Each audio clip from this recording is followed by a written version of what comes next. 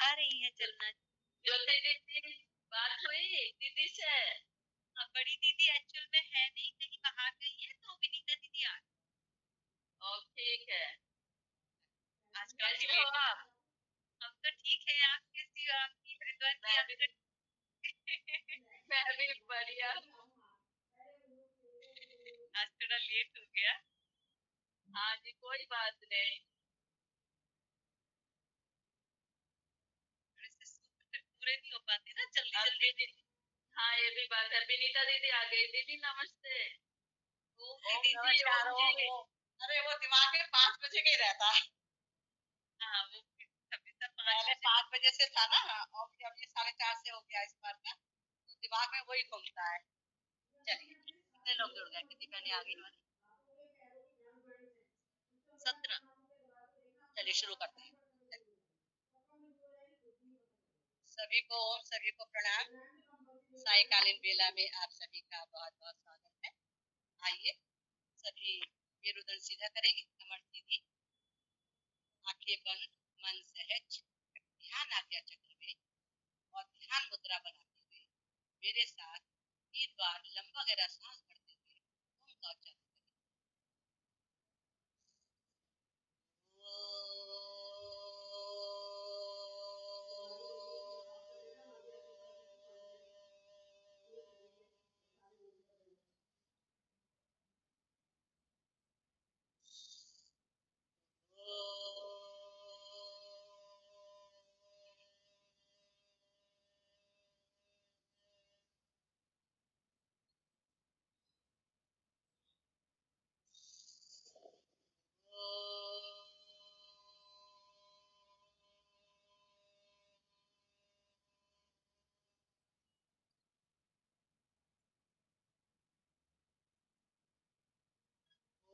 भूर्भुवस्सुः तस्य वितुर्वरेण्यं भर्गो देवस्य धीमहि धियो यो नः प्रचोदयात्।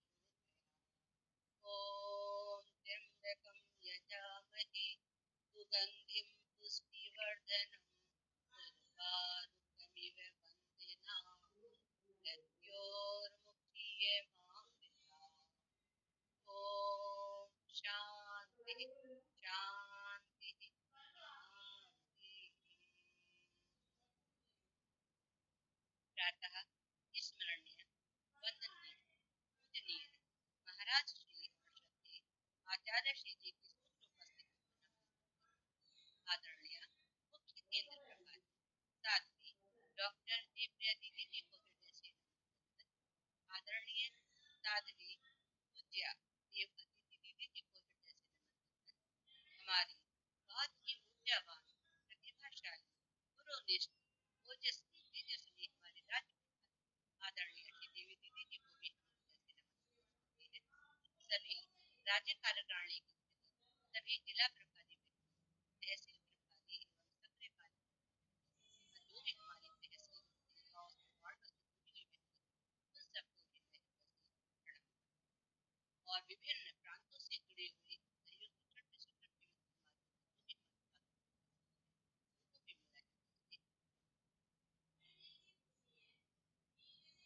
देखिए, जिस तरीके से ये हम बोलते हैं ना, आपको भी इसी तरीके से सीखना है, क्योंकि जब आपकी परीक्षा होगी ना, इसलिए रोज बोलते हैं सुबह को भी और शाम को। जब आपकी परीक्षा होगी प्रैक्टिकल की, तो उसमें आपसे हम कहेंगे मंच आपको समर्पित है, आप शुरू करेंगे। इसी तरीके से आपको शुरू करना हो, इसलिए इसको सीखिए। काफी समय है, इसको सीखिए किस तरीके से बोलना है, क्या करना है। ठीक है, चलिए आज का सायकालीन सत्र हमारी बहन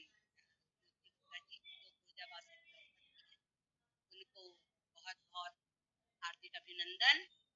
और जैसा कि योग दर्शन में आपने पढ़ाया था, दूसरा पाठ पढ़ाया था, उसके आगे के जो सूत्र हैं आज वो आपको पढ़ाएंगी। आप सभी को जो पीडीएफ उसमें पड़ी हुई है, लगता है आपने उसकी फोटोकॉपी करा ली, उसको सामने रख के आप समझेंगे तो आपको जल्दी समझ में आए। गुण विषय है, लेकिन इतना भी गुण विषय नहीं है जो वो हमारी समझ में न आए, कि पढ़ने में बहुत रुचि होगी, बहुत अच्छा लगेगा। ऐसी जो बहन दो बात को एकदम मुसावा नहीं याद कर सकती है, तो हमें सुनने में क्यों नहीं आनंद आएगा? क्योंकि वो जो उन सूत्र को पढ़ के उन्होंने उसको अपने ऊपर जिया है ना, तभी जो अपने ऊपर जीते हैं वो ही अच्छी तरीके से पढ़ा सकते हैं, अच्छी तरीके से क्लास ले सकते हैं, कोई अच्छा साधन है। तो ऐसी ओजस्वी तेजस्वी गुरुनिष्ठ अपनी आदरणीय बहन ज्योति गुप्ता जी को मैं मंच पर आमंत्रित करती हूँ और आपसे आग्रह करती हूँ कि आप मंच पर आए और अपने सत्य को प्राप्त करें। आदरणीय बहन ज्योति गुप्ता जी। बहुत बहुत धन्यवाद दीदी जी को मेरा बहुत बहुत प्रणाम। आप सभी का आशीर्वाद और साथ इसी तरह बना रहे दीदी, तो ये तो रहेगा हमें होती रहेगी।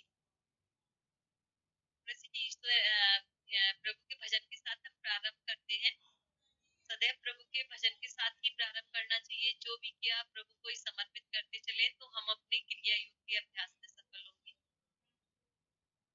एक मैं हूँ कभी शुक्रिया ना किया, एक मैं हूँ कभी शुक्रिया ना किया, एक तुम हो कि रहमत किए जा रहे, एक मैं हूँ खता पे खता कर रहा, एक मैं हूँ खता पे खता कर रहा, एक तुम हो कि माफी दिए जा रहे, एक तुम हो कि माफी दिए जा रहे, तेरी करुणा से ही तो मनुज तन मिला, भूल कर तुमको भोगों में लिपटा रहा, एक मैं हूँ जो पग पग फिसलता रहा,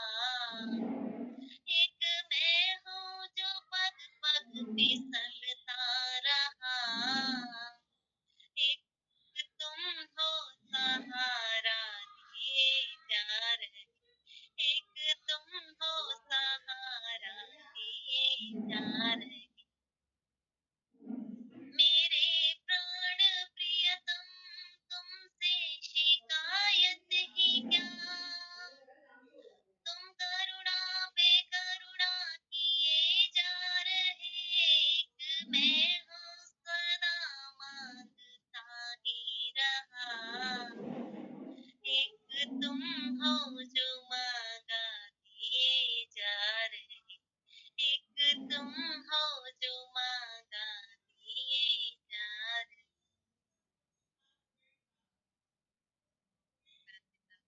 परमेश्वर को नमन करते हुए हमारे सत्संग को आगे बढ़ाते हैं। जिस तरह से हमने योग दर्शन के 27 सूत्रों को समझा था, जैसे कि दीदी ने कहा सभी ने अपनी पीडीएफ निकलवा कर अपने पेज सामने रख लिए होंगे। तो हम आगे बढ़ते हैं। तो हमने साधक की जिज्ञासा क्या थी कि केवल के उपाय रूप या विवेक ख्याति है, ये किन किन साधनों से प्राप्त होती है। तो साधक के मन में जिज्ञासा होती है कि उसके साधन जानने हैं। तो पहले हम यहाँ विवेक ख्याति को समझते हैं कि विवेक ख्याति है क्या।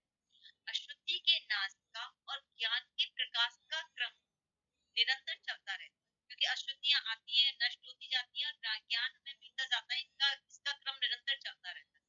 जब अशुद्धि पूर्ण रूप से नष्ट हो जाती है और ज्ञान का प्रकाश पूर्ण रूप से प्रकाशित हो जाता है, उसी अवस्था को हम विवेक ख्याति कहते हैं। तो ये हमें किन किन साधनों से प्राप्त होगी, ये हमें बहुत ही ध्यान से सुनने हैं। ये इसीलिए बोला था कि आप पीडीएफ निकाल के सामने रखिए, ये हमें समझने हैं। दीदी ने जैसा कहा ये विषय दूर तो है, लेकिन practice makes a man perfect. यदि हम इसको निरंतर पढ़ेंगे तो हमें ये समझ भी आएंगे और हम जीवन में उतार भी सकते, अपने भी और बच्चे। और माता की निर्माता है तो माता उतारेंगी तो बच्चों के जीवन में स्वयं। तो यहाँ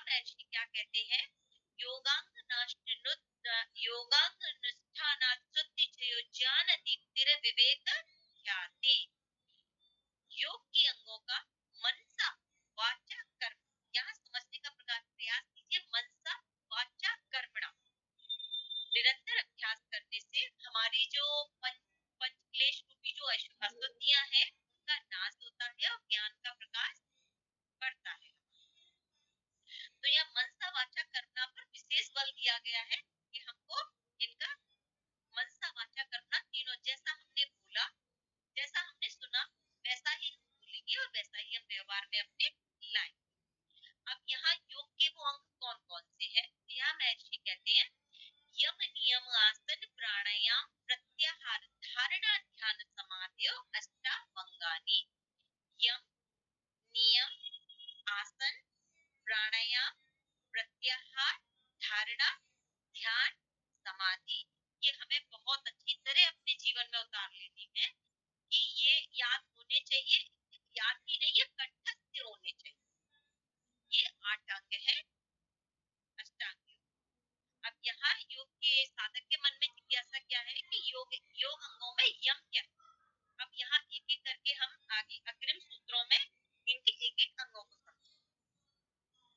अहिंसा सत्य आस्तेय ब्रह्मचर्य अपरिग्रह यमा। अब यम में क्या है? 5 चीजें आती है, अहिंसा सत्य आस्तेय ब्रह्मचर्य अपरिग्रह, 5 चीजें आती हैं। इसमें अहिंसा क्या है? किसी भी व्यक्ति के प्रति, किसी के भी प्रति अप्रीति का भाव न रखना, बैर भाव न रखना, सभी से प्रेम पूर्वक व्यवहार करते हुए, प्रीति पूर्वक व्यवहार करते हुए रहना अहिंसा है। सत्य, हमने जैसा देखा जैसा सुना वैसा ही व्यवहार में लाना।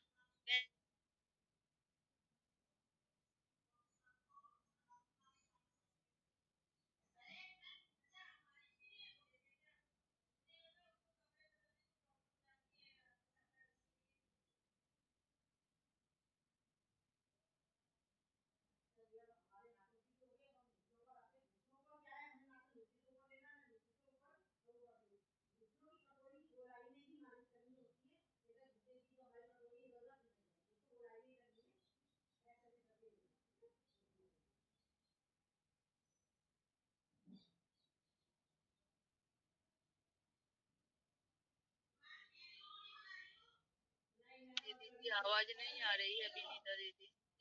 नहीं, तो मेरा थोड़ा लेफ्ट हो गया था, अब चलेगा। अभी चलेगा, दूसरे में भी है ना, अब इसमें आ गए। अभी आई गया, बस लग रहा था नेट ही चला गया, मैं थोड़ा वेट करती है। चल चला कोई बात हो जाता है। यहाँ के सत्य पर, तो हमने जैसा सुना जैसा देखा वैसा ही हम अपने व्यवहार में लाएंगे। अस्ते, अस्ते में क्या होता है? वस्तु के, किसी भी वस्तु के मालिक की आज्ञा के बिना उस वस्तु को लेना या लेने का किसी और से कहना, या मन में ऐसा विचार भी नहीं लाना चाहिए, ये है अस्ते। जैसे कि किसी का पेन है, क्योंकि बहुत एक छोटी सी चीज है, पेन रखा हुआ है, तो हमको वो भी जिसका है उनसे पूछ के लेना चाहिए। अगर हमने चाहे वो अपनी सिस्टर ही क्यों ना हो, अपने रिश्तेदारी क्यों ना हो, ये भी ध्यान देना है, बिल्कुल विशेष ध्यान देना चाहिए। अब ब्रह्मचर्य, ब्रह्मचर्य में क्या आता है? हम अपने मन को, मन और नेत्र और स्रोत, इनकी इन इंद्रियों को संयम में रख के अपने वीर्य रूपी जैविक ऊर्जा का संरक्षण करना ब्रह्मचर्य कहलाता है। क्योंकि अक्सर क्या होता है, हम बहुत दृढ़ संकल्पित होते हैं कि हमें ब्रह्मचर्य का पालन करना, परंतु हमने कुछ फोन चलाते में ऐसा देखा और हमारा मन व्यथित हो जाता है। तो यहाँ क्या, मन नेत्र और स्रोत, इन इंद्रियों को संयम में करते हुए अपने वीर्य रूपी जैविक ऊर्जा की रक्षा करना, सबसे प्रीतिपूर्वक व्यवहार करना। अपरिग्रह क्या कहलाता है? हानिकारक अनावश्यक वस्तुओं का शारीरिक स्तर पर, हानिकारक अनावश्यक विचारों का मानसिक स्तर पर संग्रह न करना अपरिग्रह कहलाता है। जो चीजें हमारे लिए हानिकारक है और अनावश्यक है, उनका निरर्थक हमको संग्रह नहीं करना चाहिए, चाहे वो वस्तु हो चाहे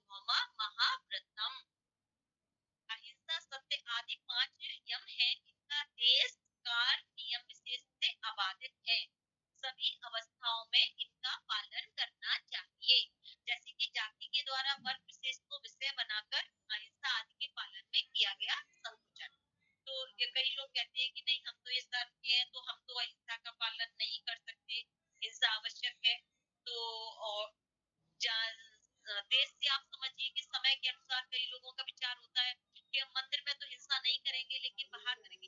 हिंसा से हम यहाँ छोटी सी बात क्या समझे, आपके घर कोई आया, अरे ये रोज रोज मुझे परेशान करने के लिए आ जाती है, तो मैंने मन से उस व्यक्ति के लिए हिंसा की। जरूरी नहीं कि मैंने उसको थप्पड़ मारा वही हिंसा है कि रोज रोज मुझे परेशान। आपको यदि कोई समस्या है तो आप उनसे प्यार से कहिए, पर यदि आपके घर तक कोई आए तो इस तरह से आपको व्यवहार नहीं करना चाहिए। तो ये भी हम मन से हिंसा करते हैं। तो ये जाति, देश, काल और कई लोग समय विशेष को लेके करते हैं, जैसा कि आज बहुतायत लोगों में सुना जाता है कि आज सोमवार है, आज तो हम अंडा नहीं खाएंगे, लेकिन कल खा सकते हैं। ऐसा मुश्किल सुना है, क्योंकि नॉन वेज भी खाते हैं हम, अंडा भी खाते हैं, ये गलत नहीं, दृढ़ता से पालन करना है। यहाँ इसी में आगे बढ़ते हैं। इस आगे साधक के मन में जिज्ञासा होती है, योग अंगों में नियम क्या है। यहाँ हमारे यम के पांचों हो गए, समझ में आगे सभी को। अब नियम क्या है? नियम है शौच, संतोष, तपस, स्वाध्याय, ईश्वर प्रणिधानानि नियमा। शौच, संतोष, स्वाध्याय, तप, ईश्वर प्रणिधान, ये है हमारे नियम 5। अब शौच में क्या आता है? शौच में आंतरिक शुद्धि और बाह्य शुद्धि। बाह्य शुद्धि में हमारा भोजन, सुभोजन, वस्त्र, शरीर, ये आ जाते हैं, और आंतरिक शुद्धि में हमारे विचार, मन आते हैं। संतोष में हमने अपने पूर्ण प्रयासों के बाद हमारे पास जो है उसी में संतोष करना, यह संतोष कहलाता है। और तब सत्य के मार्ग पर चलते हुए परिस्थिति बस जो भी सर्दी, गर्मी, भूख, प्यास, मान, अपमान, हार जीत, जो भी हमारे सामने द्वंद उपस्थित होते हैं उनको सहन कर तब कहलाता है ईश्वर प्रणिधान।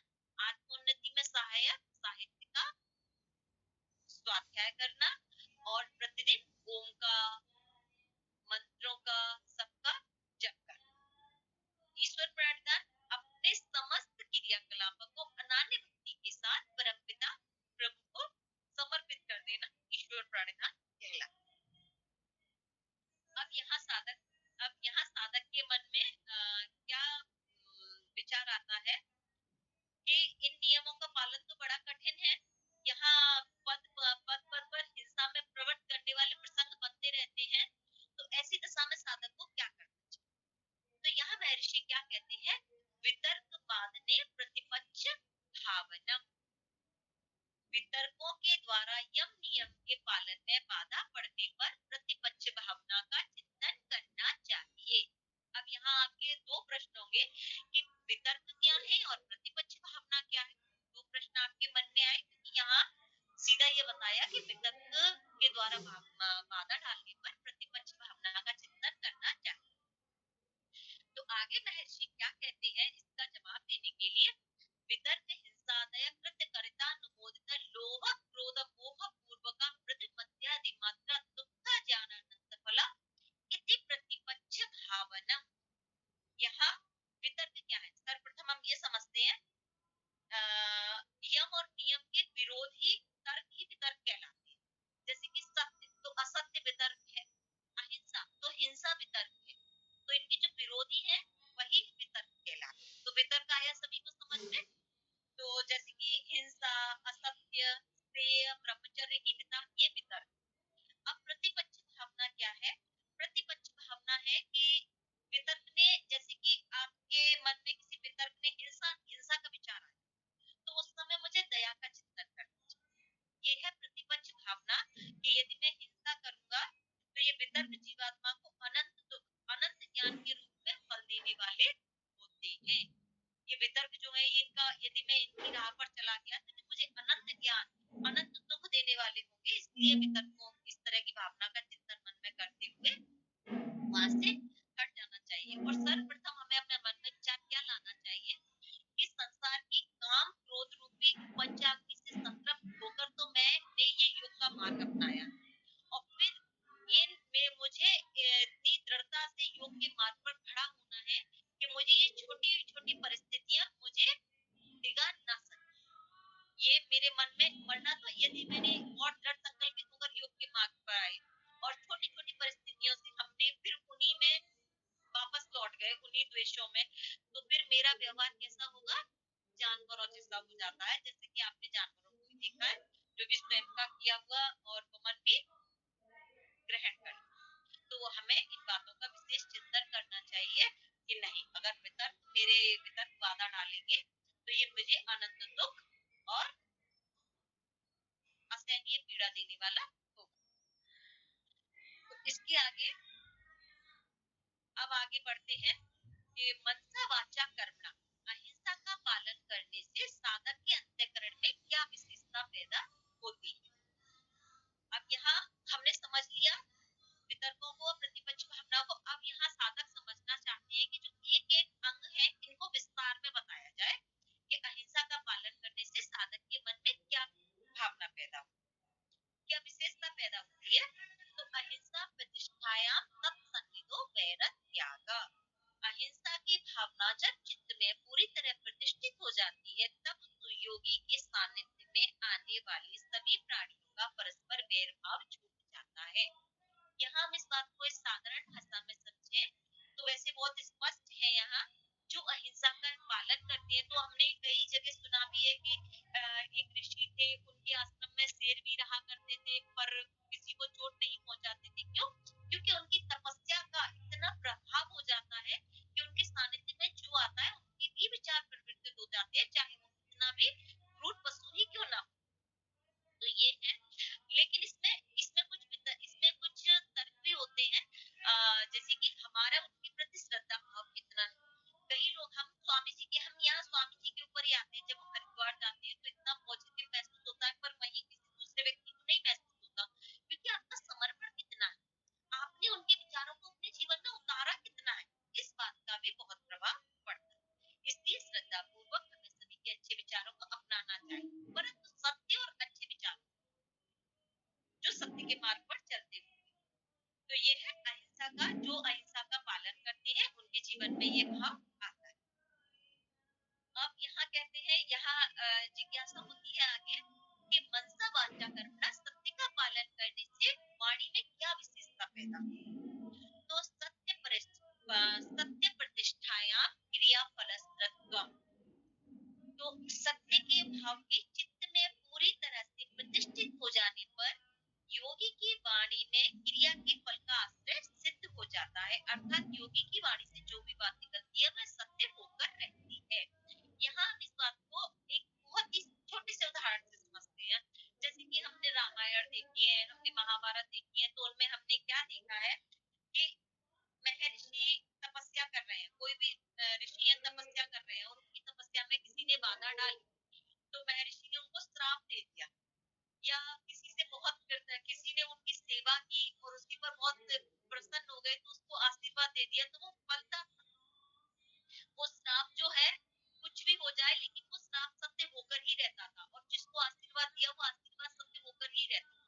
तो यही यहाँ है कि जो सत्य का पूर्ण रूप से मनसा वाचा कर्मणा पालन करते हैं उनकी वाणी को ये शक्ति प्राप्त होती है कि वो जो भी अपनी वाणी से बोलते हैं वो सत्य होता है। और ये हम अपने पूर्वजों या अपने पूर्वजों के जीवन से सीख भी सकते हैं, जो कि हमने अपने रामायण और महाभारत के माध्यम से सीखा। अब यहाँ आगे मनसा वाचा कर्मणा, अस्तेय का पालन करने से क्या तथ्य घटित होता है। अस्तेय प्रतिष्ठाया सर्वरत्नोपस्थानम, अस्तेय भाव के चित्त में पूरी तरह से प्रतिष्ठित हो जाने पर योगी को समस्त उत्तम पदार्थों की प्राप्ति होने लगती है। यहाँ इस बात का इतना छोटा सा मतलब नहीं समझना चाहिए कि जिसने अस्तेय के भाव को अपने चित्त में पूरी तरह से प्रतिष्ठित कर लिया तो उसको जमीन में खड़ा हुआ खजाना मिलेगा या ये मिलेगा। योग दर्शन में कभी भी, योग दर्शन के सूत्रों का इस तरह का कभी भी वो नहीं होना चाहिए। यहाँ क्या है कहने का तात्पर्य कि योगनिष्ठ व्यक्ति का जीवन इतना आकर्षित हो जाता है कि उसके सानिध्य में आने वाले प्रत्येक व्यक्ति को शांति मिलती है, तो उसके संपर्क में आने वाले व्यक्तियों का वैर भाव छूट जाता है और प्रेम भाव से वो उनको कुछ समर्पित करना चाहता है। तो अब ये साधक के ऊपर है कि वो उसको स्वीकार करे या ना करे। इसीलिए कहा जाता है कि जो अस्तेय का मनसा वाचा कर्मणा पालन करते हैं तो उनको सर्व रत्नों की प्राप्ति होती है। कई लोग हैं जो कि कई समर्पित किया तो स्वीकार करते हैं और अपना जीवन प्रेम से जीते हैं, और कई है लेकिन तपस्या करते हुए भी जीवन व्यतीत करते हैं।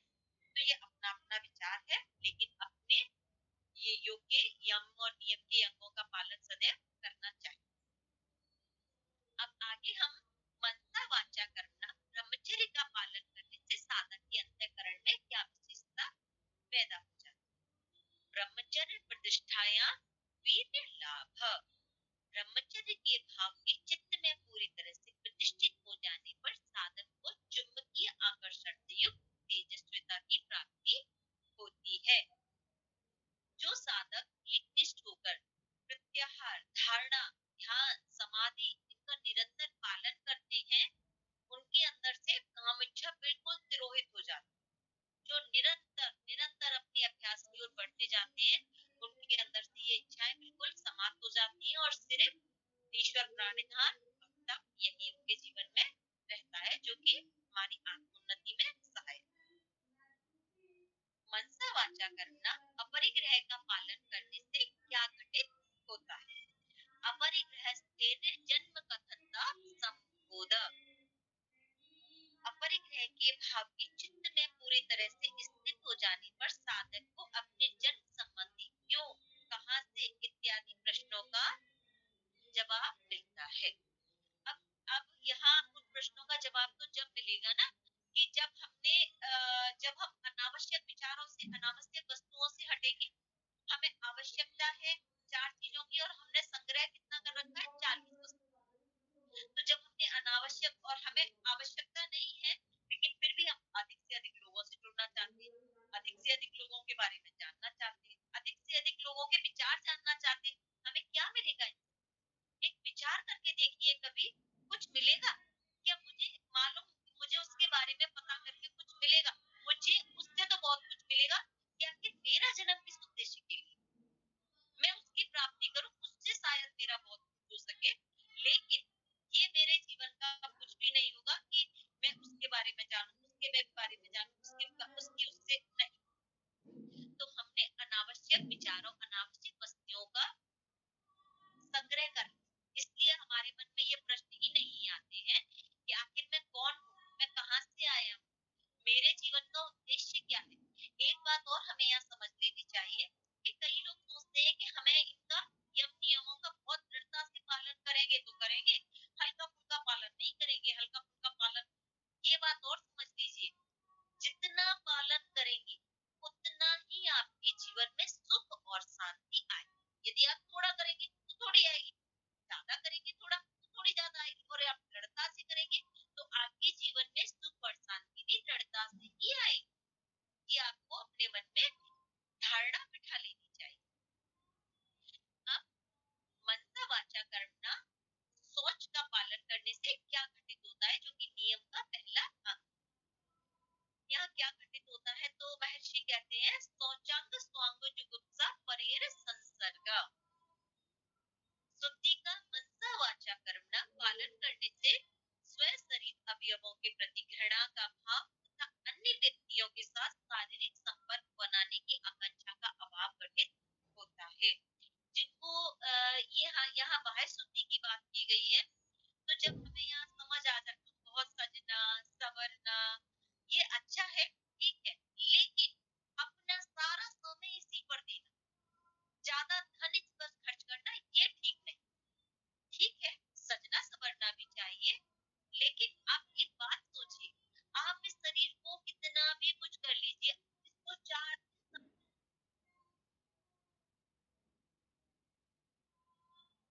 आप इसको 4 दिन साफ मत कीजिए, आपको खुद पता लगेगा कि कितना विवश हो जाता है शरीर।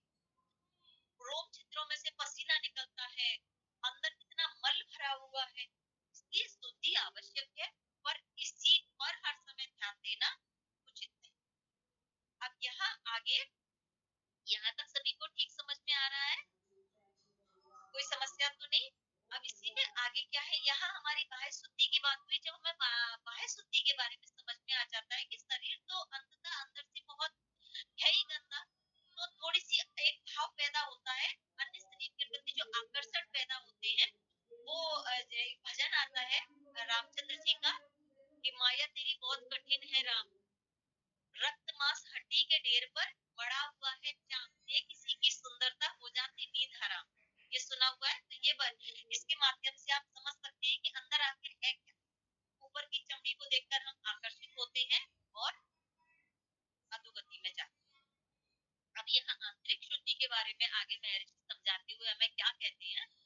सत्व शुद्धि सौमनस्येकाग्रेन्द्रिय जयात्म दर्शन योग्यत्वानि च। या आंतरिक शुद्धि के बारे में समझाते हुए महर्षि कहते हैं, शुद्धिकरण का पालन करने से साधक के चित्त में राग द्वेष का अभाव, मन की प्रसन्नता, एकाग्रता, इंद्रियों पर वसता तथा आत्मदर्शन की योग्यता प्राप्त होती है। जब हम निरंतर तप, स्वाध्याय इनका पालन करते हैं, ईश्वर प्रणिधान इनका हम पालन करते हैं दृढ़ता से, तो हमारे अंदर एक आंतरिक शुद्धि पैदा होती है, जिससे एकाग्रता आती है, सबके प्रति अप्रीति का भाव समाप्त होता है, मन की मलिनता, राग द्वेष ये सभी हमारे दूर होते हैं और अंदर एक प्रकार की उच्च स्तरीय एकाग्रता अभिभूत होती है। इस एकाग्रता से साधक को इंद्रियों की प्रवृत्ति निवृत्ति पर अपना नियंत्रण प्राप्त होने लगता है, जिससे साधक स्वयं को जानने योग्य हो जाता है। यहाँ आप ये समझते जाइए कि ये हमको अपने जीवन में धीरे धीरे उतारने, जिससे आपको स्वयं को जानने योग्य आप तैयार हो जाएंगे। और ये आपको प्रारंभ में ही बता दिया था कि विक्षिप्त अवस्था वाले मन से स्वयं को नहीं खोजा जा सकता। तो स्वयं को खोजने के लिए हमको इन अंगों का पालन करते हुए, क्रिया योग का अभ्यास करते हुए चित्त को एकाग्र करना और अपनी यात्रा को सतत आगे बढ़ाना है, क्योंकि मैंने एक योगी बनने का संकल्प लिया। अब यहाँ मनसा वाचा कर्मणा संतोष का पालन करने से क्या घटित होता है। संतोष धनुत्तमा सुख लाभ, संतोष के भाव से सर्वोत्तम सुख की प्राप्ति होती है। अब संतोष से आप एक बहुत छोटे से उदाहरण से समझाएं। एक बच्चा है, 10th की परीक्षा है, 10th की परीक्षा देने जा रहा है, एक उदाहरण से समझाते हैं, तो बच्चों को ये बात समझानी भी चाहिए। तो परीक्षा देने से पहले तो फल की इच्छा करना आसान है, परीक्षा करके नहीं मुझको 98% लाना है, या जो भी उसने इच्छा की लाना है, इतना आसान है। लेकिन आपने परीक्षा, उसके लिए आपने बहुत मेहनत की, जी तोड़ मेहनत की उस बच्चे ने, लेकिन परीक्षा देने के बाद उस बात को, उसकी आशा रखना कि नहीं अब मेरा 99% आना चाहिए, मेरा 100, ये आशा अब इसके समान हो जाएगी, क्योंकि आप अपना प्रयास कर चुके। अब आपको अपने पूर्ण प्रयास के अनुसार जो भी फल प्राप्त हो उसको हमें स्वीकार कर लेना चाहिए, क्योंकि उसके बाद यदि हम आशा रखते हैं तो इसके समान हो जाएगी और बच्चा डिप्रेशन में जा सकता है। तो बच्चे को ये बताइए, पहले तो आशा अमृत के समान है, लेकिन बाद की जो आशा है वो विष के समान हो जाती है। इसलिए बच्चों को डिप्रेशन में जाने से बचाने के लिए उन्हें समझाइए, आशा पहले रखिए, अपनी मेहनत कीजिए, बाद में आशा विष के समान। यहाँ कर्म करने की जितना हमें है, मेहनत करने का जज्बा, वो हम पहले करें, बाद में तो अब जो होना था वो हो। अब तब से क्या घटित होता है हमारे जीवन में, कार्येंद्रिय शुद्धि क्षया तपसा, मानसिक वाचिक कायिक तप के अनुष्ठान के द्वारा अशुद्धि का क्षय हो जाने से साधक को शरीर और इंद्रियों से संबंधित विभिन्न आंतरिक क्षमताओं की प्राप्ति होती है। तपश्चर्या तथा अन्य सभी योगांगों का अनुष्ठान करने से इंद्रियगत तथा चित्तगत तमस रूपी अशुद्धि क्षीण होने लगती है और हमें दिव्य दृष्टि, दिव्य श्रोत, ये हमें क्षमताएं हमारे अंदर आती हैं जब हम तप करते हैं। लेकिन तब भी जैसा आपको बताया था, मानसिक और शारीरिक तरह का होता है।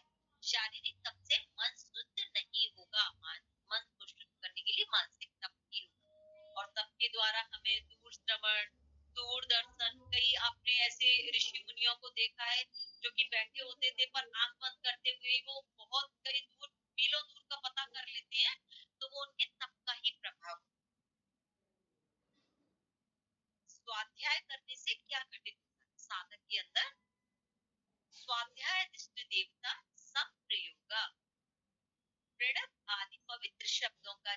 एवं मोक्ष शास्त्रों के अध्ययन रूप स्वाध्याय की निरंतर करने से दिव्य इष्ट आत्माओं के साथ संपर्क होने लगता है। यहाँ दिव्य इष्ट आत्माओं के संपर्क से जैसे कि हम स्वाध्याय करते रहते हैं निरंतर निरंतर। आप यहाँ श्रीमद् भगवत गीता जी के स्वाध्याय पर ही है, आपने संकल्प लिया कि मुझे श्रीमद् भगवत गीता का स्वाध्याय प्रतिदिन करना है और आप प्रतिदिन कर रहे हैं, तो आप और दृढ़ संकल्प के साथ कर रहे हैं, तो धीरे धीरे आप महसूस करेंगे कि आपके साथ एक दिव्य शक्ति है जो कि आपको सही क्या है गलत क्या है जो कि बता रही है। आपके साथ कुछ अच्छा घटित हो रहा है, आप आंख बंद कर रहे हैं, ध्यान कर रहे हैं और आपको क्या होने वाला है, अच्छा होने वाला है, बुरा, ऐसा अनुभव कुछ अंदर से होता है जो कि आपने महसूस कभी किया भी होगा या सुना होगा, अपनी माँ से सुना होगा कि ऐसा अनुभव होता है। तो ये स्वाध्याय का ही प्रभाव है जो कि जितना समर्पण होता है उतना हमारे अंदर वह घटित होता है। अब यहाँ ईश्वर प्राणिधान से क्या घटित होता है? समाधि सिद्धिर ईश्वर प्राणिधाना, मन, वाणी और शरीर की समस्त क्रियाओं को प्रभु के प्रति सविनय समर्पित कर देने रूप ईश्वर प्राणिधान का निरंतर अभ्यास करने से साधक को समाधि अवस्था की प्राप्ति होने लगती है। ईश्वर मुझे सतत देख रहे हैं, सुन रहे हैं, जान रहे हैं, इस तरह की जीवंत अनुभूति को मन में बनाए हुए अपने सभी शारीरिक, वाचिक और मानसिक क्रियाकलापों को प्रभु को समर्पित करते हुए बढ़ना चाहिए। इसी को ईश्वर प्राणिधाना कहते हैं। अब हमने जो भी कार्य किया वो हम ईश्वर को समर्पित कर, लेकिन आज के समय में क्या देखा जाता है, इतने स्वार्थी है व्यक्ति कि मतलब बिना स्वार्थ के तो किसी को प्रणाम भी ना करें। यहाँ तो ईश्वर को सब कुछ समर्पित कर देना तो बहुत मूड विषय हो गया, क्योंकि किसी को यदि 1 रुपया भी दिया तो हम देने से पहले क्या सोचते हैं, मुझे ये गरीब है, मैं इसकी सेवा करूंगा तो मुझे स्वर्ग की प्राप्ति होगी। उसके उसमें भी हम क्या स्वर्ग की प्राप्ति की चाह में उसको 1 रुपए का सहयोग दें। तो ये भाव योगी को अपने मन में नहीं लाना, अपनी चेतना को इतने उच्च स्तर का बनाना चाहिए कि मैं इस योग्य हूँ, ईश्वर ने मुझे इस योग्य बनाया है तो मैं करूँ। मुझे क्या प्राप्त होगा ये ईश्वर का विषय है, ये हम ईश्वर पर छोड़ दें। आखिर उन्होंने हमें जन्म दिया है तो वो हमें हमारे किसी भी प्रयास को इस तरह से निरर्थक नहीं जाने। तो यहाँ तक यम और नियम के अंग सभी को समझ आए। समय भी हमारा ठीक ठीक चल ही रहा है, थोड़ा जल्दी जल्दी करना होता है। अब यहाँ योग के तीसरे अंग आसन का क्या स्वरूप, तो यहाँ महर्षि कहते हैं स्थिर सुखम आसनम, शरीर की जो स्थिति स्थिरता व सुखमयता से युक्त वो आसन कहलाती है। साधक को धारणा, ध्यान, समाधि आदि के लिए बहुत लंबी यात्रा पर निकलना होता है, जिसके लिए उसको लंबे समय तक एक ही आसन में बैठना होता है। उसके लिए एक आसन में बैठने की आदत होना, उसका अभ्यस्त होना बहुत आवश्यक। इसी को आसन की सिद्धि कहते हैं। धीरे धीरे ये, लेकिन ये हमें सुख में देने वाला होना चाहिए। ऐसा नहीं कि हम जबरदस्ती बैठे हुए हैं और हमसे बैठा नहीं जा रहा। धीरे धीरे प्रयास करना चाहिए कि हम अपने आसन को सिद्ध करें, कि हम एक आसन में 1 घंटे 2 घंटे आराम से बैठ सके, हमें कोई भी दिक्कत ना हो, हमें पैर बदलने की आवश्यकता ना पड़े।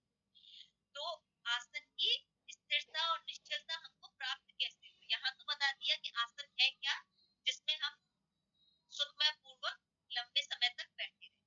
अब हमें उसकी निश्चलता और स्थिरता कैसे प्राप्त हो, तो इसके लिए महर्षि क्या कहते हैं, प्रयत्न शैथिल्यांत समापत्तिभ्याम, प्रयत्न की शिथिलता और ईश्वर में ध्यान लगाने से साधक का आसन स्थिर हो जाता है। यहाँ हम एक चीज समझें, जो मेरे अंदर विचार है वो मेरे शरीर पर व्यक्त होंगे, जो मेरे शरीर पर है वो मेरे विचारों में व्यक्त। अब जब मेरा मन स्थिर है, यदि मेरा मन स्थिर है, मैं चाहूँ कि मैं इस समय यहाँ योग दर्शन में पूरी तरह से अपना मन लगाए हुए, तो मुझे खुद नहीं पता चलेगा कि मैं 1 घंटे कैसे उस आसन में बैठी हूँ। नहीं, क्योंकि मन में स्थिरता है। यदि मन में स्थिरता नहीं है, मन यहाँ भाग रहा है, वहां भाग रहा है, ये सोच रहा है, तो हमें आसन के बदलने की आवश्यकता पड़ेगी, क्योंकि मना स्थिति का शारीरिक शरीर पर और शारीरिक स्थिति का मन पर बहुत गहरा प्रभाव पड़ता है। इस बात का विशेष ध्यान रखना चाहिए कि हमें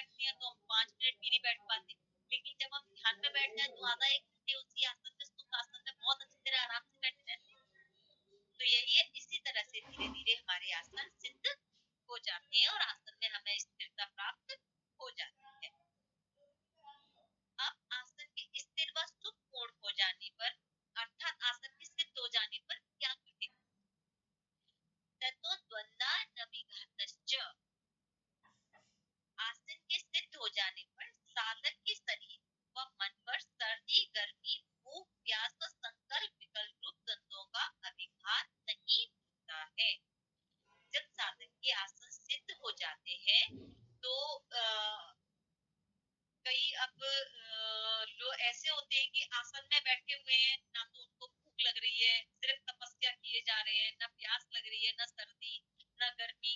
जैसा कि इस समय हमारा महाकुंभ चल रहा है, उसमें कहते भी हैं कि कितने बड़े-बड़े तपस्वी हिमालय से उतर कर आए हुए हैं। और देखिए इतनी सर्दी में जहाँ हम अपने घरों में बंद और वो देखिए वस्त्र भी नहीं धारण करते और इतने ठंडे जल में स्नान करते, तो कुछ तो उनकी तपस्या है ना, उन्होंने कुछ तो सिद्ध किया है। तो धीरे-धीरे, और ये हम किसी और के अनुभव से जाने, उससे अच्छा है हम धीरे-धीरे इस मार्ग पर अपना एक-एक कदम रखते हुए स्वयं के अनुभव से सीखें।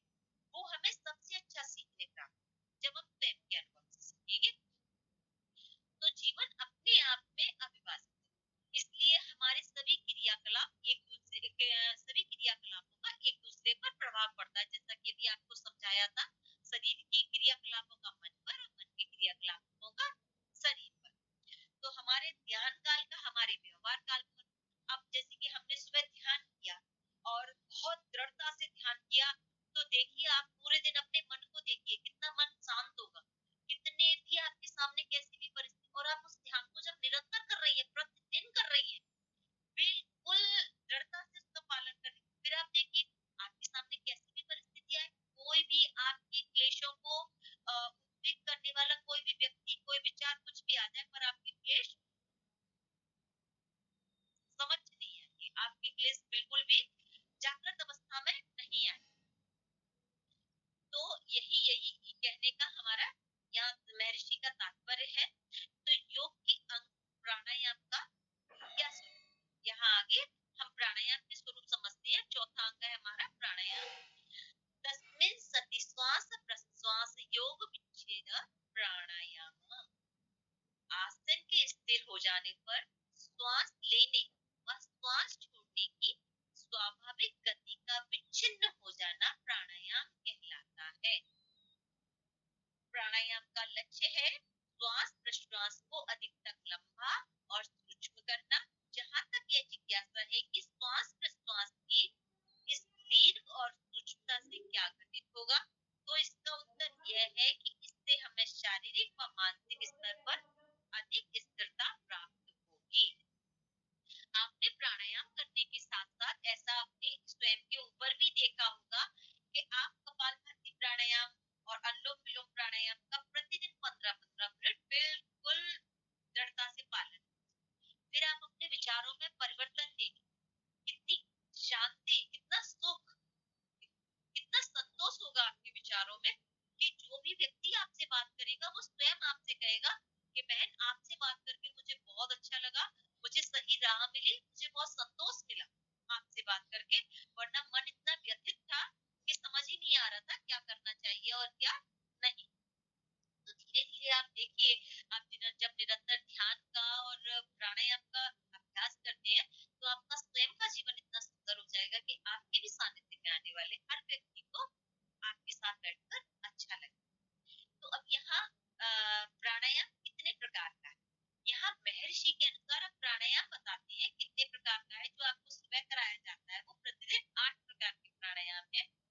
यहाँ योग दर्शन के अनुसार महर्षि कहते हैं, वायव्यंतर स्तंभवृत्ति देश काल संख्यावि परिदृष्टो दीर्घ सूक्ष्म। वायवृत्ति, अभ्यंतर वृत्ति, संवृत्ति, इन भेदों वाला प्राणायाम देश काल और संख्या के द्वारा नापा गया दीर्घ और सूक्ष्म हो जाता है। इसका निरंतर लंबे समय से अभ्यास करने के उपरांत प्राण ऊर्ध्व की अपेक्षा लंबा और गहरा होता जाता है। आप प्राणायाम का निरंतर अभ्यास करते जाइए, देखिए आपने अभी अभी आप महसूस कीजिए, आपकी श्वास सिर्फ यहाँ से आ रही होगी और यहाँ से जा रही है। बहुत बिल्कुल शांत होकर कभी महसूस करना, सिर्फ यहाँ से जा रही है, यहाँ जा रही है, अंदर जा ही नहीं रही।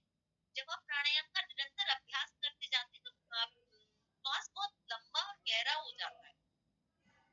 अब इसमें वायवृत्ति प्राणायाम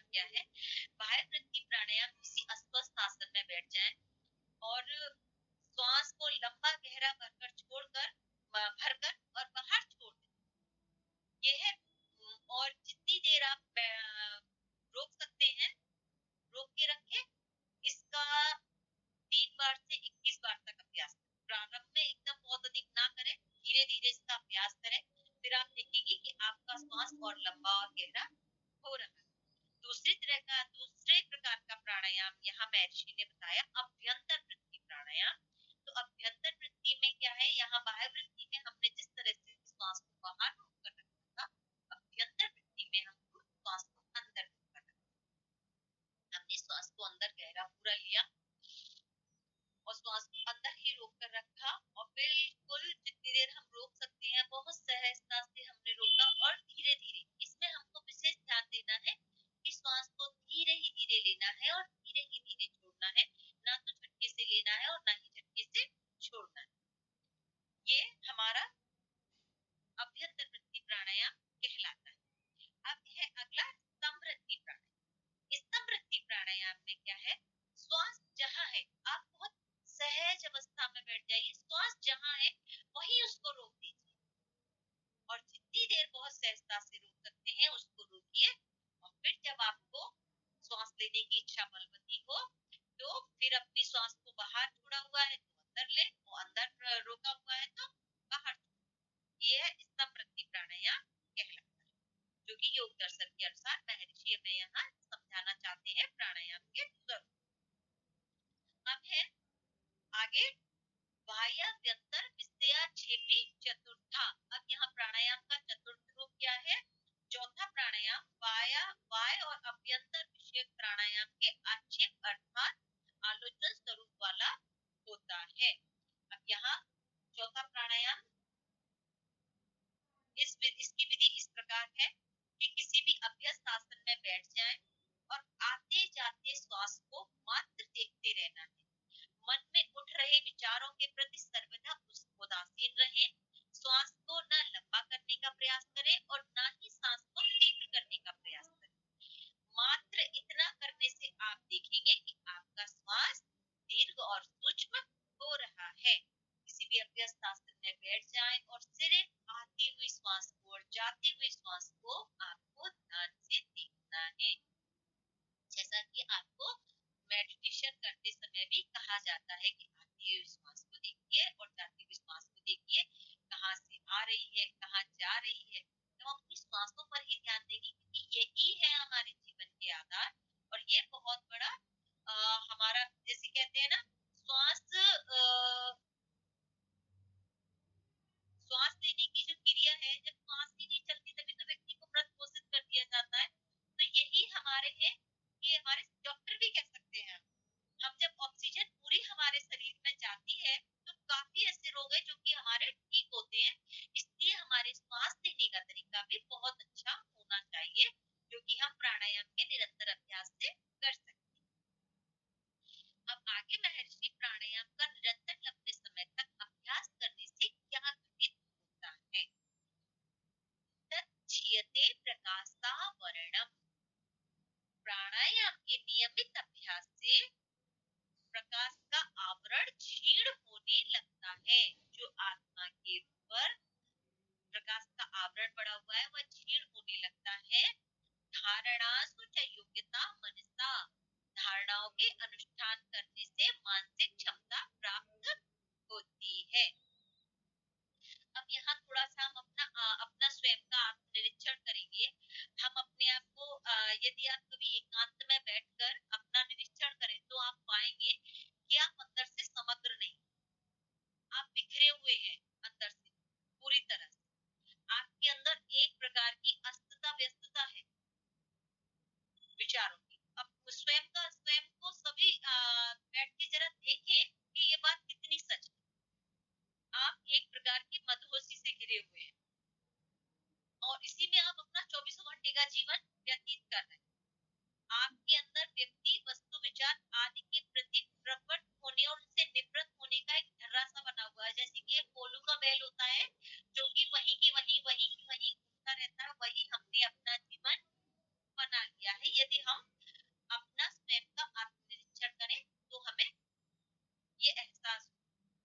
आपके अंदर अकारण ही एक प्रकार की बेचैनी, एक प्रकार की अतृप्ति की सी अवस्था बनी हुई।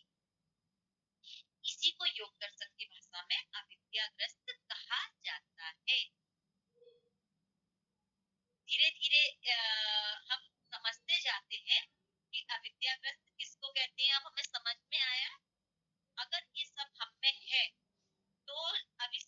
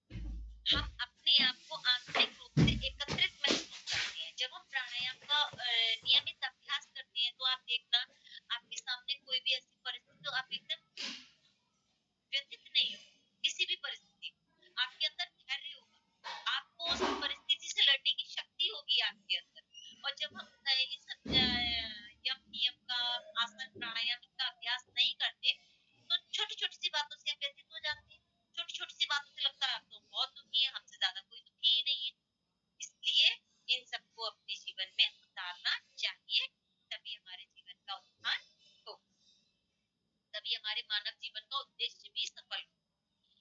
योग की अंग प्रत्याहार का क्या स्वविषया संप्रयोगे चित्तस्य स्वरूपानुसार इवेन्द्रियाणां प्रत्याहारः। इंद्रियों का अपने अपने विषय के साथ संपर्क न रहने पर उनका चित्त की श्रद्धा से निरुद्ध सा हो जाना प्रत्याहार कहलाता है। क्योंकि प्रत्याहार ही वह सेतु है जिसके माध्यम से हम योग के अंतर्राज्य में प्रवेश कर सकते हैं। ये बात हमको विशेष रूप से ध्यान में रखनी चाहिए। हम योगी बनना चाहते हैं तो प्रत्याहार ही वह सेतु होगा जिसके द्वारा हम योग के अंतर्राज्य में प्रवेश कर सकते हैं। अब यहाँ प्रत्याहार में मन की रुक जाने पर नेत्र और इंद्रियों का अपने अपने रूपाधि विषयों के साथ संबंध नहीं रह जाता, अर्थात इंद्रियां शांत होकर अपना कार्य बंद कर देती है। इस स्थिति का नाम प्रत्याहार है। अब यहाँ जैसे कि हमने किसी गलत विचार को देखा, तो हम आज के समय में गलत भोजन को ही देखा, हमने मोबाइल पर हमने देखा किसी चीज का बर्गर का ऐड आया, मन में इच्छा हुई या नहीं इसको खाना चाहिए। यदि हम दृढ़ता से यम नियम आसन प्राणायाम का पालन करते हैं तो हमको पता है ये हमारे लिए ठीक नहीं है, और भले तक आंखों से देखा है पर इंद्रियों वो कार्य नहीं करेगी, मन तक उसको नहीं पहुंचाएगी कि ये मुझे ग्रहण करना चाहिए, देखते ही आएगा ये तो मेरी सेहत के लिए बहुत ही बेकार है। हम इस बात को इस तरह से समझ सकते हैं। प्रत्याहार के सिद्ध होने पर योगाभ्यासी का इंद्रियों पर अच्छा नियंत्रण हो जाता है। हमारी जैसे कि हमने अभी बताया था, इंद्रियों पर हमें अच्छा नियंत्रण हो जाता है क्योंकि हमारी आंख ने उस चीज को देखा पर ग्रहण करने के लिए बिल्कुल देखते ही ना, क्योंकि नियंत्रण हो गया, अर्थात वह अपने मन को जहां और जिस विषय पर लगाना चाहे लगाता है और जहां और जिस विषय से हटाना चाहे हटा सकता है। तो यही है हमारा प्रत्याहार, यही है हमारा योग के अंतर्राज्य में प्रवेश करने का सेतु। अब आगे संकल्प शक्ति के द्वारा ही इस अवस्था को उत्पन्न किया जा सकता है। अब इस अवस्था को उत्पन्न करने के लिए भी संकल्प शक्ति का बहुत ही दृढ़ होना आवश्यक है। अब यहाँ प्रत्याहार की अवस्था घटित होने से किस क्षमता विशेष की प्राप्ति होती है? प्रत्याहार के घटित हो जाने पर सामान्य अवस्था की इंद्रियों पर नियंत्रण हो जाती है। जैसा कि अभी आपको बताया ही था कि आपकी इंद्रियों पर नियंत्रण हो जाता है। हमने दुकान से कोई गलत वस्तु हमको खरीदनी है, दुकान पर कोई काम कर रहा है, जैसे चल भी रहे हैं, फिर सुनने में भी गंदे लगते हैं, हम तो सुन, तो कभी कभी आपने देखा होगा बच्चे उनको गुनगुना रहे हैं, कई लोग हैं, कई माता पिता हैं जो अपने बच्चों से उन पर नृत्य करवा रहे हैं और जो कि बिल्कुल भी सुनने में ही अच्छे नहीं लगते, बच्चे कर रहे हैं। तो आप देखिए हम अपने समाज को, अपने बच्चों को, अपने परिवार को कहाँ ले जा रहे हैं? तो माता पिता का ही नियंत्रण नहीं है तो अब बच्चे कैसे करेंगे, क्योंकि बच्चों को तो सही गलत हमने बताया ही नहीं। इसलिए हमें इन सबके निरंतर अभ्यास से अपनी इंद्रियों पर इतनी वशता प्राप्त कर लेनी है कि न ही तो हमें गलत कार्य करना है और अपने बच्चों को भी सही और गलत का फर्क समझाने का हमें प्रयास करना चाहिए सदैव। तो ये है हमारा योग दर्शन का साधन पाठ, यहाँ हमारा पूर्ण हुआ। और सभी भाई बहन आंखें बंद करते हुए ज्ञान मुद्रा लगाएंगे। आंखें बंद, मन सहज, ज्ञान मुद्रा, लंबा गहरा श्वास, एक बार ओम का उच्चारण करते हुए हम शांति पाठ करेंगे।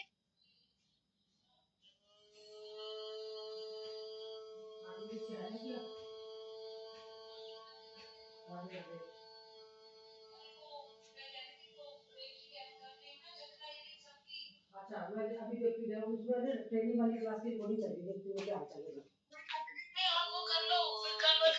शांति अंतरिक्षगं शांति पृथ्वी शांतिरापः शांतिरोषधयः वनस्पतयः शान्ति विश्वे देवाः शान्ति ब्रह्म शान्ति सर्वगः शान्ति शान्तिरेव शान्ति सामा शान्तिरेधि ॐ शान्ति जैसे दोनों हाथों में चक्कर लगी शान्ति आपकी, तो आप ऐसे हाथ रख शान्ति दीजिएगा है, और बाकी सब लोग, और किसी को कोई तकलीफ नहीं, परमात्मने नमः हाथ चक्र पे अपना लेफ्ट हैंड रख लेंगे, हाथ चक्र पे, गुरुभ्यो ठीक है।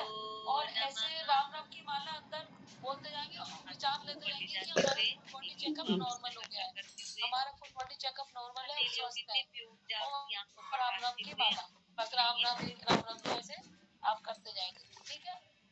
समझ में आ गया। जिसकी भी जहाँ ज्यादा परेशानी है शरीर में, हाथ में, पैर में, सिर में, कहीं पे भी, वो वहाँ रख ले।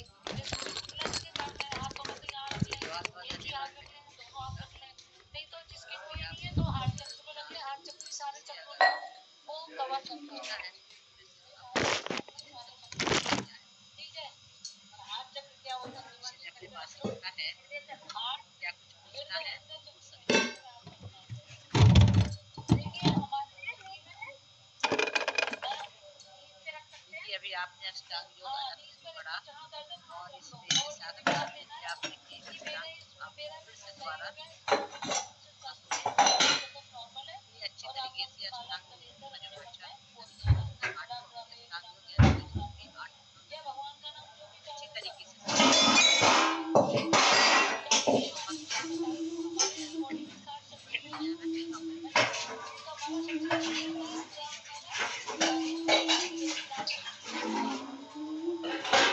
पूछना है तो पूछो।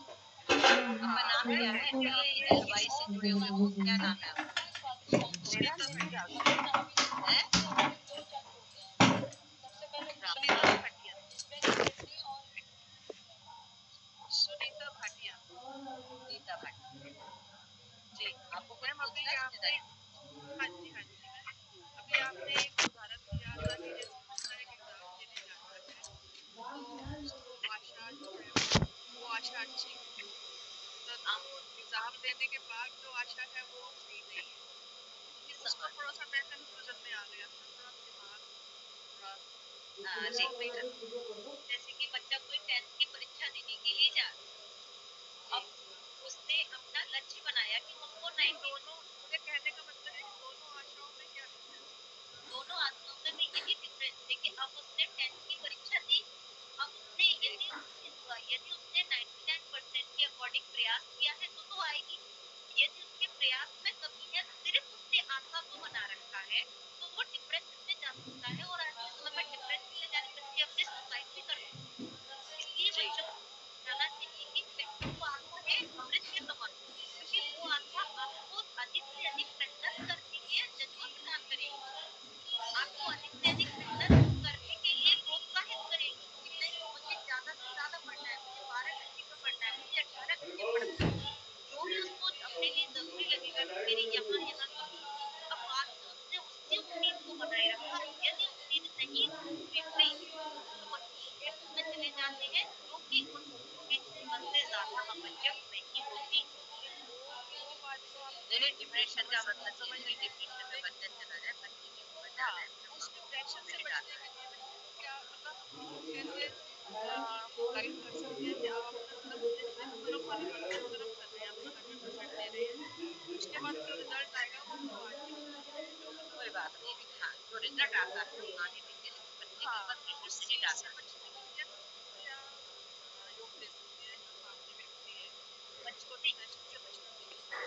हम यही कह सकते हैं कि आपने जितना अपना प्रयास किया है बेहतर से बेहतर, आपके लिए उतना ही अच्छा होगा, और फिर यदि कुछ दर होता भी है फिर भी बच्चे से ये कहिए आपकी परसेंटेज से ज्यादा आप हमारे लिए मायने रखते, आप या हमारे हम ये कह सकते हैं कि नहीं आपने नहीं अपना सुने नहीं 100% एक दिया। मिनट एक मिनट जल्दी देखो ऐसा है, जब हमारे बच्चों के एग्जाम होते हैं ना, बच्चों से ज्यादा पेरेंट्स डिप्रेशन में होते हैं, हाँ बिल्कुल नहीं कि डिप्रेशन में है, सबसे ज्यादा पेरेंट्स डिप्रेशन में होते हैं, ये हकीकत है। वो मैं तो ये कहती हूँ कि बच्चों के साथ में में पेरेंट्स को बैठ के योगाभ्यास में कम से कम ज्यादा नहीं, साथ में बैठ के 15 से 20 मिनट केवल 15 से 20 मिनट अगर आप बैठ के भस्त्रिका और अनुलोम विलोम, कपालभाति नहीं, भस्त्रिका, अनुलोम विलोम और भ्रामरी, केवल ये 3 प्राणायाम अगर 10 से 15 मिनट के लिए अगर आप भस्त्रिका में बैठ के करेंगे तो इससे क्या है, बच्चों की जो है याद शक्ति भी बढ़ेगी, उससे एकदम फ्रेश माइंड रहेगी। जब सुबह सुबह उठते हैं तो हमारा माइंड एकदम फ्रेश होता है, और जब बच्चों का भी फ्रेश माइंड होगा, पेरेंट्स का फ्रेश माइंड होगा, तो उनके ऊपर सुबह और एक चीज ये है कि बच्चों को शुरू से ही पढ़ाने की आदत डालनी चाहिए। एग्जाम के दिनों में सिलेबस इतना हो जाता है कि ये समझो कि बच्चे इतने पता नहीं कि जितने माँ बाप सिर्फ पढ़ के लगा जब तेरे बच्चे लेसन पढ़े, रात का 1 बजे तक सोते हैं, फिर तो कैसे संजय का करेगा, सारांश ये कैसे निकलता करेगा। है कि हम बच्चों को बोले कि आप रिजल्ट पे ऊपर ध्यान ना रखें, अपने मेहनत पे ध्यान रखें, रिजल्ट जो आएगा नहीं वो नहीं, योग जरूरी है, योग से ही सब होगा। ये जब तक वो प्राणायाम नहीं जी करेंगे, प्राणायाम करना बहुत जी जरूरी है, शुरू से ही आदत डालना। अब बच्चे के जी ऊपर ये तो है, बच्चों के ऊपर पेरेंट्स क्या चाहिए ना, आजकल चल रहा है ना कि ये जो क्या कहते हैं कि प्रोफेसर वाला हिसाब होता है कि मेरे बच्चे कितने नंबर परसेंटेज आए, 99% ना 98%। प्रेशर नहीं डालना है, बिल्कुल नहीं। हमने अपने बच्चे को प्रेशर नहीं डालना, आप पढ़िए, जितने नंबर आएंगे ठीक है, फेल नहीं होना है बस। अब जी ऐसे मतलब फेल नहीं होना है बेटा, बच्चे अपने आप अच्छा पढ़ेंगे, ठीक है ना। तो बच्चों को साथ में बीच बीच में जहाँ बच्चे पढ़ाई कर रहे हैं तो बच्चों के साथ में ध्यान देने की भी बात है। क्या हमारा मेरे बेटे मेरे बच्चे पे भी ध्यान दें कि हमारे जो अगर बच्चे पढ़ रहे हैं ना, बीच में बच्चों की बात ना छेड़, और देखो वो क्या पढ़ रहे हैं, चलो बेटी सुनाओ कितना है ना। आप किताब लेके तो बैठ जाओ, इंग्लिश में है, अगर इंग्लिश आते तो कोई बात नहीं, अगर नहीं भी आते कोई बात नहीं, इतना तो पढ़े पढ़े लिखे ना सुनाओ बेटा, पता भी चलेगा कि हमारे मम्मी पापा आ रहे थे कि ऐसे चीज कोई करनी, मैं बैठा हुआ तुरंत जैसे पेरेंट्स आते तो चीज कर देते, थोड़ा थोड़ा चेक ना, बच्चे अच्छे से पढ़ते हैं तो इसलिए हमें कभी भी प्रेशर नहीं डालना। प्रेशर आप डालोगे तो आप उतना पढ़ जाएंगे कि डिप्रेशन में चले जाएंगे। प्रेशर डालने का मतलब होता है ना आपको ट्यूशन बैठना, नहीं होना चाहिए, कभी भी नहीं होना चाहिए, क्योंकि अब पेपर आ रहे हैं, बच्चों के प्रेजेंटेशन भी आ रहे हैं, बच्चे एग्जाम में बैठे हैं, जी डिप्रेशन में चले जाएंगे, उतना डिप्रेशन में पढ़ ले तो सच पढ़। बच्चे को खाने पीने को चाहिए, रोज एक घंटे 2 घंटे उसके साथ में ना कीजिए, जिससे बच्चों के दिमाग में ताकत आए, जी ताकत के साथ साथ उसके अंदर जी है ना कि थोड़ा एसेंस बढ़ेगा। लेकिन मैं और खाने पीने में अच्छी हरी सब्जियां खाने को दो, उसको जूस दो पीने के लिए, खान पान पे उसका ध्यान दो बस। बाकी सब ईश्वर के ऊपर जो होगा वही जो ईश्वर है। बच्चा अपना 100% देगा, हम अपना 100% देंगे उसके साथ में। बस प्रेशर में नहीं जी आना, कोई भी प्रेशर अगर आ पाए तो आपसे जाकर फिर बच्चा देखेगा कि दीदी हो मैं जाएगा। इसका ताज़ी उदाहरण दूं, परसों अभी मेरे बड़े वाले बेटे से बात हुई तो मैंने उससे पूछा, भाई ये बता, पढ़ने वाली बात मत बता, मुझे ये बता तू सोता कितने घंटे है, कि मुझे पागल की तरह नहीं पढ़ाना, क्या पहली ऐसी माँ जो सोने के बारे में सोच रही हो। बिल्कुल बिल्कुल, हम तो सुला देते थे अपने बच्चों को, सो जाओ, नहीं ना मैंने हो गया ठीक है, सुबह जल्दी उठ जाओ। हाँ बिल्कुल, मैंने कहा पूरी पूरी रात जग के पढ़ना बिल्कुल नहीं, आप सोने पे भी ध्यान दीजिए, मुझे ऐसा कुछ नहीं चाहिए, आपसे जरूरी कुछ भी नहीं। तो मतलब एक पॉजिटिविटी आती है बच्चे के अंदर, एक कॉन्फिडेंस आता है कि नहीं, मेरे से कुछ भी जरूरी नहीं है मेरे पास।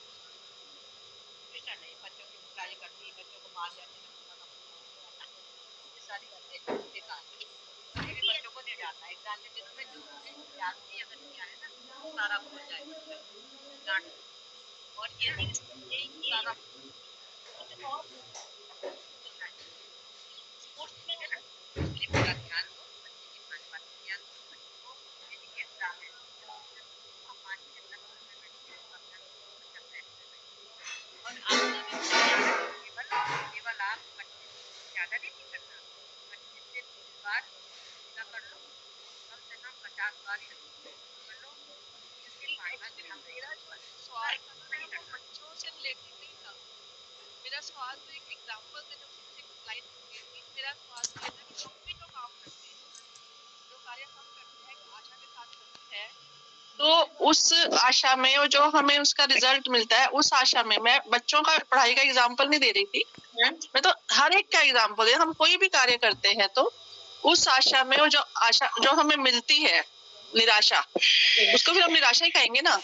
तो वही ना, इसीलिए तो कहते हैं कि वो विष के समान है। उसके बाद आशा करना, जैसे कि अब यहाँ छोटा सा उदाहरण लीजिए, आपने खाना बनाया, अब आपने अगर ये आशा पाल ली कि आज मेरी सब तारीफ करें, मैं ऐसा खाना बनाऊं, तो आप अपना पूरा प्रयास करें, ठीक है। अब आपकी मानिए किसी ने तारीफ नहीं की और फिर आप एकदम से मैंने आज सुबह से इतनी मेहनत, हाँ, फिर स्ट्रेस हो जाता है, राइट। स्ट्रेस होता है ना। आप बच्चे से, अब यहाँ बच्चे से हट जाइए, आप अपने ऊपर ही आ जाइए। इसलिए कर्म करने से पहले आशा अमृत के समान है और कर्म करने के बाद आशा विष के समान। ये है, यही था बस आज। Thank you ma'am. और एक थी, उनका प्रश्न था कोई DIY करके थी, शायद लेफ्ट हो गई।